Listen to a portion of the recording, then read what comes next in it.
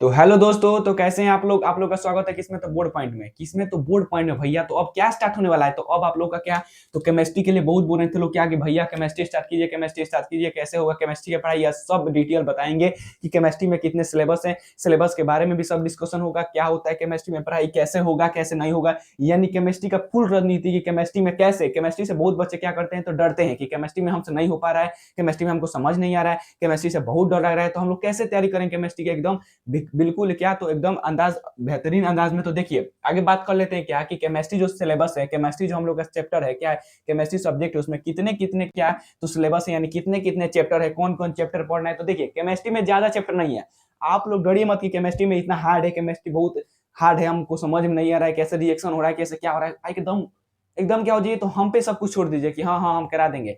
A to Z आप लोग उसका बेफिक्र रहिए कि हम नहीं करा पाएंगे, हम ए टू जेड करा देंगे कि कैसे होगा केमिस्ट्री में पढ़ाई, क्या क्या पढ़ना है केमिस्ट्री में, कितने चैप्टर होते हैं केमिस्ट्री में, केमिस्ट्री क्या पढ़ना है। तो देखिए केमिस्ट्री में कुल कितने चैप्टर है, तो केमिस्ट्री में कुल 5 चैप्टर है। कितने भैया, तो केमिस्ट्री में कुल 5 चैप्टर है। और कौन कौन चैप्टर पढ़ना है केमिस्ट्री में, कैसे पढ़ना है, तो आइए सुनिए। देखिए केमिस्ट्री में कितना चैप्टर है, तो 5 चैप्टर है, जिसमें केमिस्ट्री में पहला चैप्टर का नाम क्या है, तो बाबू जो पहला चैप्टर है उसका नाम क्या है, तो रासायनिक अभिक्रिया एवं समीकरण। क्या, तो इसमें क्या होगा, तो इसमें केवल क्या होगा, तो रासायनिक अभिक्रिया, केवल इसमें क्या होगा, तो केवल इसमें समीकरण होगा, मतलब केवल इसमें रिएक्शन होगा। क्या, तो रासायनिक रिएक्शन होगा कि कैसे रिएक्शन होगा, फिर उसका समीकरण लिखा जाएगा कि उसका समीकरण कैसे लिखा जाता है, इसके बारे में इसमें पढ़ेंगे। क्या, तो इसमें पढ़ेंगे। और ये क्या है, तो दूसरा नंबर जो चैप्टर है भैया, दूसरा नंबर लिखा है क्या, अम्ल क्षार एवं लवण। क्या, अम्ल क्षार एवं लवण, यानी एसिड बेस और क्या, तो साल्ट, एसिड बेस और साल्ट। इसमें पढ़ा जाएगा क्या कि अम्ल क्या होता है, क्षार क्या होता है, लवण क्या होता है, केवल इसी के बारे में इस चैप्टर में क्या होगा, तो स्टडी होगा कि अम्ल क्या होता है, क्षार क्या होता है, लवण क्या होता है।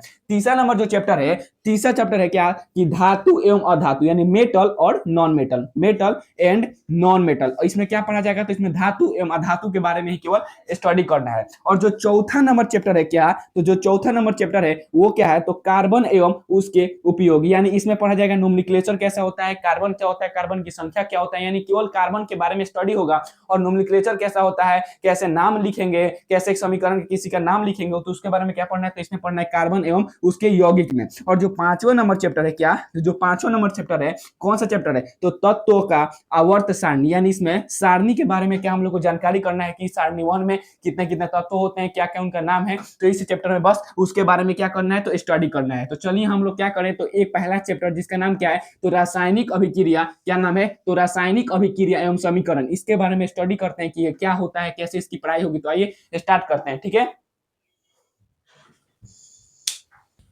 तो देखिए अब क्या पढ़ना है, तो देखिए हम लोग कौन चैप्टर स्टार्ट करने वाले हैं, तो पहला चैप्टर जिसका नाम क्या है, तो रासायनिक अभिक्रिया एवं समीकरण, यानी उसका नाम क्या है, तो रासायनिक अभिक्रिया एवं समीकरण। क्या होता है रासायनिक अभिक्रिया, क्या होता है रासायनिक अभिक्रिया, तो इसके बारे में पहले जानना चाहिए ना कि यहाँ पे जब लिखा है कि रासायनिक अभिक्रिया, क्या लिखा है, रासायनिक अभिक्रिया, तो क्या होता है रासायनिक अभिक्रिया। देखिए तो हमने टॉपिक डाला है रासायनिक अभिक्रिया, और रासायनिक अभिक्रिया में बाबू लिखा है क्या, रासायनिक अभिक्रिया में हमने लिखा है कि जब जब कोई पदार्थ, क्या, तो जब कोई पदार्थ अकेले, यानी अकेले अकेले या अन्य पदार्थ, क्या, अकेले या अन्य पदार्थ के साथ मिलकर एक या एक से, क्या, तो एक या एक से अधिक अधिक क्या करे, तो एक या एक से अधिक नए गुण वाले पदार्थ का जब निर्माण क्या करता है, जब निर्माण करता है, तो इस अभिक्रिया को ही क्या करते हैं लोग, तो रासायनिक अभिक्रिया कहते हैं। मान लीजिए रासायनिक अभिक्रिया क्या बोलता है कि जब जब कोई पदार्थ अकेले या किसी अन्य पदार्थ के साथ मिलकर जब एक नए गुण वाले पदार्थ का क्या कर दे, तो जब एक नए गुण वाले पदार्थ का निर्माण कर दे, जब एक नए गुण वाले पदार्थ का क्या कर दे, तो निर्माण कर दे, तो इस अभिक्रिया को ही हम लोग क्या बोलते हैं लोग, तो रासायनिक अभिक्रिया कहते हैं लोग। जैसे में देखिए क्या बोले, अगर कोई पदार्थ एक, मतलब एक या एक से अधिक, तो देखिए यहाँ पे एक पदार्थ है ना CaCO3, क्या है, तो ये एक अकेला पदार्थ है। तो जब ये मिलकर क्या कर रहा है, तो एक या एक से अधिक पदार्थ होगा क्या कर दे रहा है, तो निर्माण कर दे रहा है। और जब एक या एक से अधिक पदार्थ मिलकर क्या कर रहा है, तो एक का निर्माण कर दे रहा है। तो ये इसका क्या हो गया एग्जांपल। बोले रासायनिक अभिक्रिया समझ में आ गया। रासायनिक अभिक्रिया क्या करता है कि जब कोई पदार्थ अकेले या किसी अन्य पदार्थ के साथ मिलकर एक नए गुण वाले पदार्थ का निर्माण करता है, उसे को हम लोग क्या बोलते हैं लोग, तो रासायनिक अभिक्रिया करते हैं लोग। अब देखिए जो यहाँ पे लिखा है ना, यहाँ पे यहाँ पे क्या लिखा है तो बाबू आप लोग देख सकते हैं लोग, ये क्या हो गया, ये एक हो गया अभिकारक और ये क्या हो गया तो प्रतिफल। क्या ये हो गया अभिकारक, अभिकारक और ये उत्पाद या क्या हो गया तो प्रतिफल हो गया। क्या उत्पाद या प्रतिफल हो गया, यानी ये क्या है रेसिडेंट और ये क्या है तो प्रोडक्ट है। तो देखिए रासायनिक अभिक्रिया में क्या, अगर आपसे कोई पूछ दे कि बाबू बताओ कि अभिकारक क्या होता है, तो आप लोग बोलिएगा क्या कि रासायनिक अभिक्रिया में, रासायनिक अभिक्रिया में भाग लेने वाले कारक को, रासायनिक अभिक्रिया में भाग लेने वाले कारक को क्या बोलते हैं लोग तो अभिकारक बोलते हैं लोग। और रासायनिक अभिक्रिया के फलस्वरूप, रासायनिक अभिक्रिया के फलस्वरूप बनने वाले नए पदार्थ को क्या बोलते हैं लोग तो प्रतिफल बोलते हैं लोग। यहाँ पे क्या हो जाएगा तो ये हो जाएगा क्या आप लोगों का, ये हो जाएगा बाबू अभिकारक, ये क्या हो जाएगा तो अभिकारक, और ये क्या हो जाएगा तो ये हो जाएगा आप लोगों का प्रतिफल। आपसे कोई भी पूछे क्या कि बताओ ये अभिक्रिया हम लोग दे दिए, इसमें बताइए कि अभिकारक कौन हो जाएगा और प्रतिफल क्या हो जाएगा, तो इसमें जो अभिकारक होगा ये हो जाएगा, यानी ये रासायनिक अभिक्रिया में क्या ले रहा है तो भाग ले रहा है और नए पदार्थ बना रहा है क्या तो H2O, तो ये क्या हो जाएगा तो ये क्या हो जाएगा तो ये प्रतिफल हो गया। यानी अभिकारक आपसे कोई भी पूछे तो बताइए, कह दीजिएगा कि रासायनिक अभिक्रिया में क्या तो रासायनिक अभिक्रिया में भाग लेने वाले, रासायनिक अभिक्रिया में भाग लेने वाले कारक को अभिकारक कहते हैं, और रासायनिक अभिक्रिया के फलस्वरूप बनने वाले नए पदार्थ को क्या बोलते हैं लोग तो प्रतिफल कहते हैं। ये आप याद रखिएगा, ये लिखने वाला नहीं है, छोटा छोटा है। क्या कि अभिकारक क्या होता है तो रासायनिक अभिक्रिया में भाग लेने वाले कारक को अभिकारक कहते हैं, और रासायनिक अभिक्रिया के फलस्वरूप बनने वाले नए पदार्थ को प्रतिफल कहते हैं। रासायनिक अभिक्रिया में भाग लेने वाले कारक को अभिकारक और रासायनिक अभिक्रिया के फलस्वरूप बनने वाले नए पदार्थ को क्या बोलते हैं लोग तो प्रतिफल या उत्पाद या प्रोडक्ट। बोलिए यहां तक समझ में आ गया, बोलिए इतना समझ में आ गया, आगे बढ़ा जाए। तो देखिए अगला टॉपिक क्या है, तो अगला टॉपिक हम लोग का है क्या कि शब्द समीकरण क्या होता है, यानी शब्द समीकरण किसे कहते हैं, क्या होता है कैसे नहीं होता। सुनिए शब्द समीकरण आप लोग याद रखिएगा कि बाबू जो शब्द समीकरण होता है कि अभिकारक यानी जो रासायनिक अभिक्रिया में भाग लेता है तो अभिकारक, और उत्पाद यानी जो फलस्वरूप बनता है उसे उत्पाद कहते हैं, हम लोग बता दिए अभी। और को जब शब्द क्या है मतलब जब शब्द के द्वारा क्या किया जाता है, जब शब्द के द्वारा व्यक्त किया जाता है, क्या किया जाता है तो शब्द के द्वारा व्यक्त किया जाता है, व्यक्त किया जाता है तो उसे शब्द समीकरण कहते हैं। यानी शब्द के द्वारा कैसे, जैसे हम लोग जब मतलब जो अभिकारक है तो वहां पे क्या लिख देते थे लोग, लिख देते थे लोग कि H2+O2, H2+O2, तो वहां पे H2+O2 नहीं लिखना है, क्या लिखना है तो H के बाद हाइड्रोजन और O2 के प्लस में ऑक्सीजन लिखना है। मतलब क्या यहाँ पे देखिए, यहाँ पे लिखे कि हाइड्रोजन प्लस ऑक्सीजन बराबर जल, तो हाइड्रोजन यहाँ पे हम लोग क्या लिख देते थे लोग H लिख देते थे लोग, तो H नहीं लिखना है, यानी क्या करना है तो शब्द के रूप में लिखना है, यानी उसका पूरा पूरा नाम लिखना है। यानी H जब हाइड्रोजन और ऑक्सीजन बराबर क्या बन गया तो ये जब भाग ले तो क्या बन गया तो जल बन गया, और मैग्नीशियम प्लस ऑक्साइड जब भाग लेगा तो क्या बनेगा तो मैग्नीशियम ऑक्साइड बनेगा। यानी क्या बोला है, बोला है कि अभिकारक और उत्पाद को जब किसके द्वारा व्यक्त किया जाता है तो जब शब्द के द्वारा व्यक्त किया जाता है तो उसी को शब्द समीकरण कहते हैं। वहीं जब क्या लिखा है रासायनिक समीकरण पूछ दे तो यहीं पे याद रखिएगा क्या है तो शब्द के द्वारा लिखा है ना, लेकिन जब ये रासायनिक समीकरण है तो इसका क्या हो जाएगा तो यहाँ पे H लिखाएगा और यहाँ पे O लिखाएगा, यानी H2+O2 बराबर H2O। यानी रासायनिक समीकरण में क्या है, रासायनिक समीकरण में ये लिखा है बाबू, आप लोग ध्यान से देखिए क्या लिखा है, तो रासायनिक समीकरण में ये लिखा है कि जब जब किसी रासायनिक अभिक्रिया क्या तो जब किसी रासायनिक अभिक्रिया और उत्पाद के जगह पर क्या तो जब किसी रासायनिक अभिक्रिया और उत्पाद के जगह पर क्या किया जाता है तो रासायनिक सूत्र, यानी जब मतलब ये जो हाइड्रोजन का जो सूत्र होता है वो लिखा जाता है और जो ऑक्सीजन का सूत्र होगा वो लिखा जाएगा। यानी बोल रहा है कि जो यहाँ पे रासायनिक अभिक्रिया में भाग लेने वाले अभिकारक और उत्पाद के जगह पर उसके सूत्र जब लगते हैं, सूत्र मतलब वहां पे उसका सूत्र जब लगे तो उसी को क्या बोलते हैं लोग तो रासायनिक समीकरण बोलते हैं। यहाँ पे लिखा है कि जब किसी रासायनिक अभिक्रिया और उत्पाद के जगह पर क्या तो जब किसी रासायनिक अभिक्रिया और उत्पाद के जगह पर किसका उपयोग किया जाए तो रासायनिक सूत्र का क्या किया जाए तो प्रयोग किया जाता है, रासायनिक सूत्र का प्रयोग किया जाता है, तब उसे रासायनिक समीकरण कहा जाता है। जैसे मैं हम बताए ना, यहाँ पे लिख दीजिए H2+O2, यानी H2 कैसे है तो यहाँ पे हाइड्रोजन का क्या होता है, हाइड्रोजन का फॉर्मूला होता है H2, ऑक्सीजन का क्या होता है O2, और ये जब मिलता है जल तो जल का फॉर्मूला क्या होता है H2O। बस ऐसा ही Na+Cl बराबर NaCl। माध्यम में यहाँ पे क्या उसका नाम और यहाँ पे उसका सूत्र, जब उसके नाम लिखें तो शब्द समीकरण और जब उसके सूत्र का प्रयोग करें तो रासायनिक समीकरण, बस इतना ही है। बोलिए क्या क्लियर है, क्लियर है, क्लियर है। तो अगले टॉपिक पे बढ़ते हैं कि अब क्या है, अब क्या है, अब क्या है, ठीक है बोले इतना क्लियर है। तो देखिए अब क्या पढ़ना है, तो अब पढ़ना है कि जो यहाँ पे रासायनिक समीकरण पढ़े थे ना, कि रासायनिक समीकरण क्या होता है कि जब हम लोग क्या करें तो शब्द को हम क्या करें तो सूत्र के रूप में क्या करें तो प्रयोग करें, उसे रासायनिक समीकरण कहते हैं। अब रासायनिक समीकरण के भी क्या होते हैं बाबू, तो रासायनिक समीकरण के भी प्रकार होते हैं। कितने प्रकार होते हैं, तो याद रखिएगा रासायनिक समीकरण के दो प्रकार होते हैं। कौन कौन?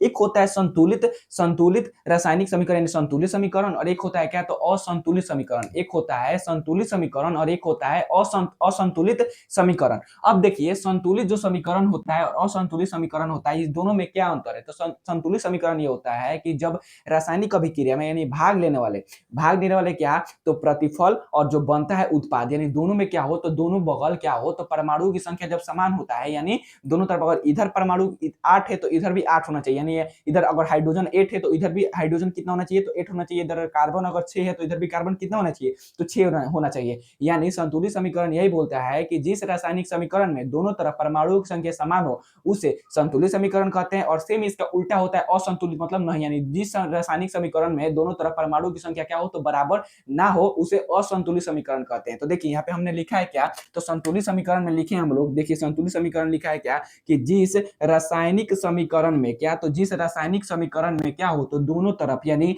अभिकारक और प्रतिफल, यानी अब दोनों तरफ मतलब समझ आइएगा क्या तो अभिकारक और प्रतिफल, ठीक है। तो दोनों तरफ क्या हो तो परमाणुओं की जो संख्या होती है, यानी परमाणु की जो संख्या होती है वो क्या हो तो बराबर हो, उसे क्या कहते हैं तो उसे संतुलित समीकरण कहते हैं। उसे क्या कहते हैं तो संतुलित समीकरण कहते हैं। जैसे मैं देखिए यहाँ पे लिखे हैं क्या तो C3H8 प्लस 5O2 क्या तो 5O2 यहाँ पे लिखे क्या लिखे हैं तो 3CO2 प्लस 4H2O। अब यहाँ पे आप देखिए क्या है तो यहाँ पे C है, ठीक है, इधर C है और क्या है तो H है और क्या है तो O है, ठीक है। अब देखिए यहाँ पे C कितना है तो इधर देखिए C कितना है तो C कितना है तो 3 है, H कितना है 8 है और जो O है कितना है तो 10 है, ठीक है। अब इस साइड आइए, इधर भी क्या है तो C है और क्या है तो H है और क्या है तो O है, ठीक है। तो इधर C कितना है तो C देखिए यहाँ पे कितना है तो C 3 है और यहाँ पे जो O है कितना है तो O भी कितना है तो O देखिए यहाँ पे O यहाँ पे 4 हो गया और यहाँ पे क्या हो गया तो H यहाँ पे 4H है, H ने देखना है तो कितना H है तो यहाँ पे देखिए यहाँ पे H कितना है तो 4 है।